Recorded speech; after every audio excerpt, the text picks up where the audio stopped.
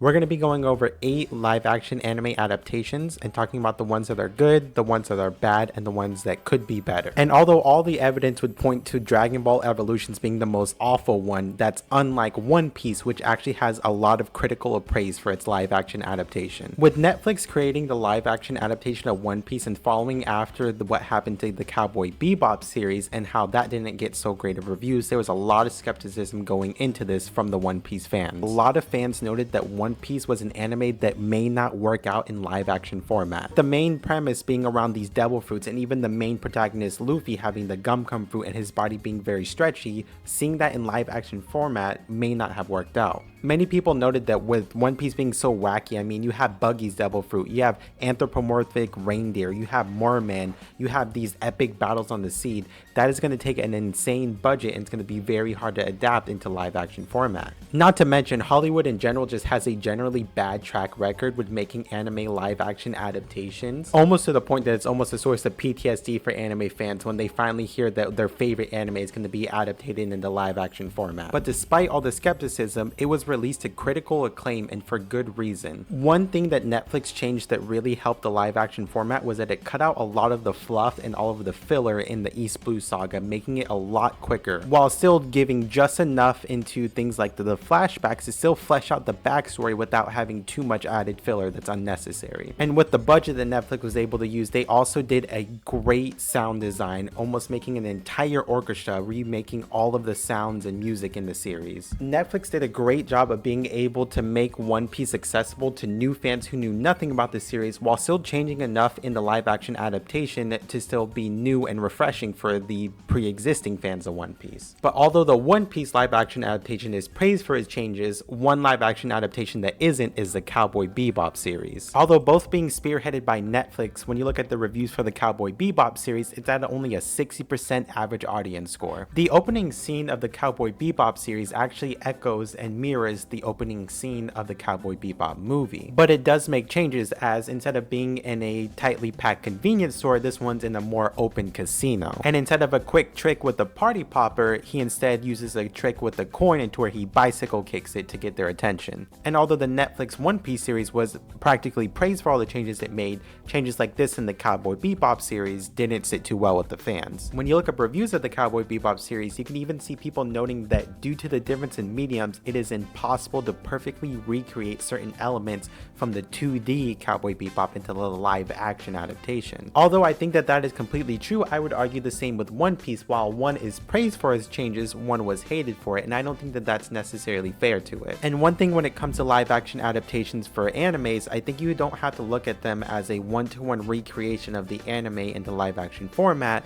but rather a live action retelling of the anime. So although the Cowboy Bebop live action series was met with initial criticism, I do think it's fair to look back at it with different eyes to see it from a different point of perspective. Although you can say the Cowboy Bebop series wasn't so good, there are some live action adaptations that are so good that you may even forget that they were an anime. And for that, I think we should talk about Speed Racer. Reviews have even stated that Speed Racer accomplishes exactly what most anime adaptations fail to achieve, and that it perfectly captures the spirit of the source material. It was able to create such a visually stunning masterpiece with its racings, even doing things like using falling snow to mimic the speed racing lines in the anime. And it was almost such a good adaptation that many people who watched the movie, including myself, didn't even know at the time that it was coming from an anime or manga. But that's unlike one of the most popular animes who ended up having the worst live action adaptations, and for that we need to look at Dragon Ball, which, just looking at the picture of the characters itself, it's almost an embarrassment to call this a Dragon Ball adaptation. Although I've already said that some adaptations are good for their changes and some of them are bad,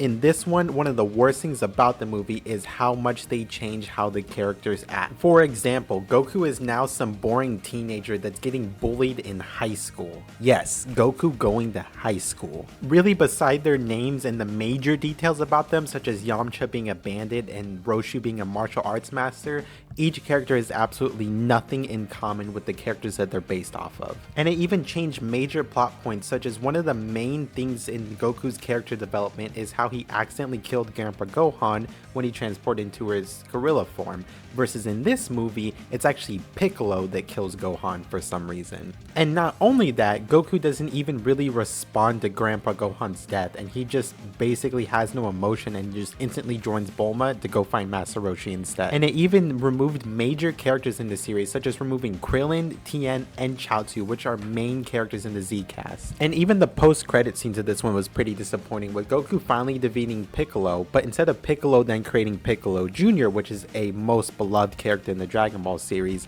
instead you get a post-credit scene to where Piccolo is supposedly have survived the battle. And all of these changes definitely show in the reviews, with this one only having a 19% audience score on Rotten Tomatoes with over 100,000 ratings. But the Dragon Ball movie was also able to share some interest with the Death Note movie in that it was able to frustrate the anime fans while also racking up a bunch of bad reviews from the movie critics. Death Note is one of the most beloved and one of the most liked and highly rated animes of all time. It's even the number 2 most popular anime on my anime list, with almost 4 million members saying that they've watched the series. And really, with Death Note being an anime that's not too much heavy on wacky powers and supernatural things, it's something that you theoretically think could make a great live action adaptation. But when Netflix got their hands on it, we got this. I'm gonna give the note to you or anybody else, and if you with me again, I'm gonna put your name in it.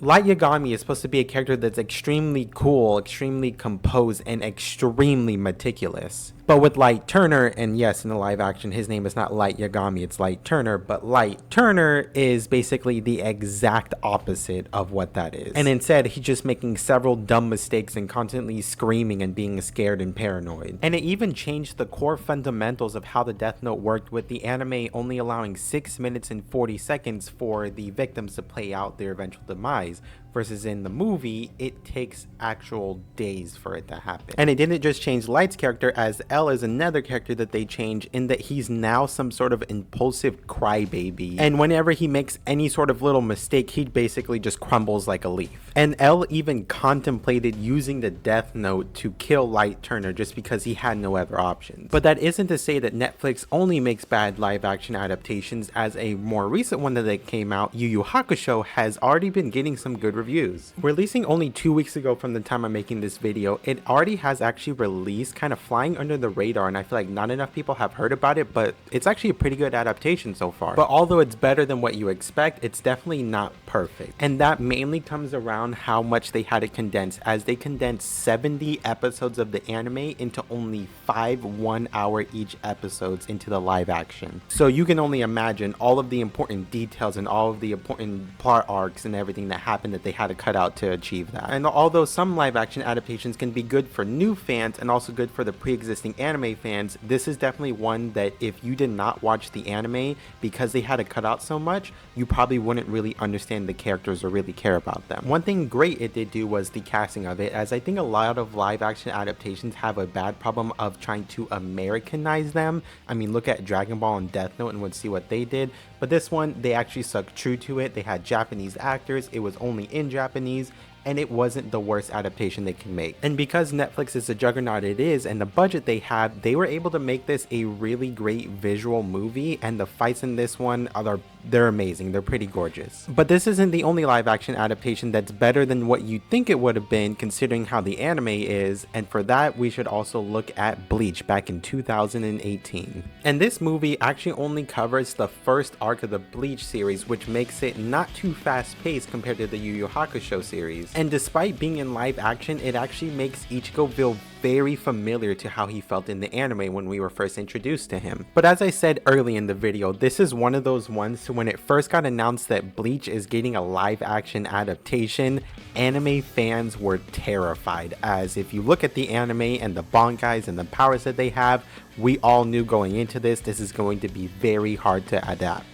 Bleach is one of the big 3 anime, and it was even hard enough to adapt it into an anime format from the manga, as the anime got cancelled after people didn't really like the Aizen arc. So now that you hear that it's going to come a live action movie, it was already met with skepticism. But one thing that other anime adaptations do in live action format like the One Piece series is they change a lot about how the character designs look to make them fit into live action format. Versus in this movie, basically every character just looks like they're in cosplay, which makes it true to the series, but also it's not really natural in live action format. But it is a little bit short at only 108 minutes, so a lot of fans have already said that they wish that they had more, especially when it comes to the Bankais, as we only got to see Zebimaru's Bankai. But this is one that's met with pretty mixed reviews on it, as you have some people who love it and some people who hate it. But the movie was in good hands, with the director being Shinsuke Sato, which has actually made multiple other live action anime adaptations. And one live action adaptation that's actually not an anime but a manga that he made is the I Am a Hero movie. If you are someone who has read any sort of seinen manga, or if you have went online and you've looked up any list of the top 10 seinen mangas,